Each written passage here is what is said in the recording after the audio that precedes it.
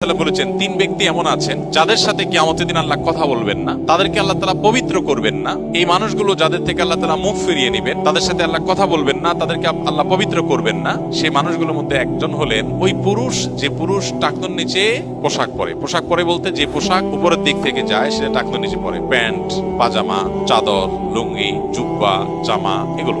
মোজা যেটা থাকেই নিচে, নিচ দিক থেকে পরা হয়, ওইটার কথা ভিন্ন। তো এই যে মুসবিল যে ব্যক্তি টাকনোর নিচে প্যান্ট, পাজামা, লুঙ্গি ইত্যাদি পরে, এই ব্যক্তি তার সাথে আল্লাহ কিয়ামতের দিন কথাও বলবেন না এবং তার দিকে আল্লাহ তাকাবেনও না, তাকে আল্লাহ পবিত্রও করবেন না।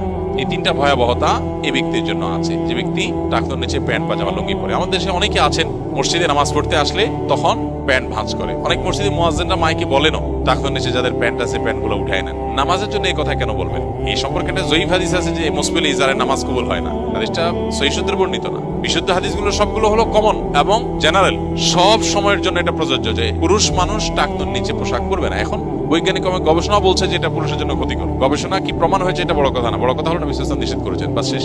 অতএব এই ব্যক্তি যে ব্যক্তি টাকনোর নিচে প্যান্ট, পাজামা, লুঙ্গি, জুব্বা ইত্যাদি পরে, এই ব্যক্তি থেকে আল্লাহ কিয়ামতের মুখ ফিরিয়ে নেবেন। খুব ভয়াবহ কথা। দুই নম্বর হলেন ওই ব্যক্তি যে ব্যক্তি কাউকে দান করে খোঁটা দেয়, অথবা যাকে দান করেছেন তাকে নানার কথা দিয়ে কষ্ট দেয়। দান করেছেন আল্লাহর কাছে আশা করবেন এর বিনিময়, যাকে দান করেছেন তার সাথে আপনার কোনো আলাপ থাকবে না। দান করে খোঁটা দিলেন, কষ্ট দিলেন, খোঁচা মেরে কথা বললেন, এগুলো বললে আপনি আল্লাহ তাআলার দৃষ্টি থেকে সরে যাবেন কিয়ামতের ময়দানে। নাম্বার 3, ওই ব্যবসায়ী যেই ব্যবসায়ী তার পণ্য বিক্রি করতে গিয়ে মিথ্যা শপথ করে। এখন তো ঘরে ঘরে ভাই আল্লাহর কিনা, এটা কিনা পড়ছে এত, ভাই কিনতেও পারে না এত টাকা দিয়ে, না মিথ্যা কথা। তো এই ব্যবসায়ী যে তার পণ্য বিক্রি করার প্রয়োজনে মিথ্যা শপথ করে ক্রেতাদের সাথে, কাস্টমারের সাথে, তার দিকে আল্লাহ তাকাবেন না, তাকে পবিত্র করবেন না এবং কিয়ামতের দিন আল্লাহ রাব্বুল আলামিন তার সাথে কথাও বলবেন না। আল্লাহ আমাদের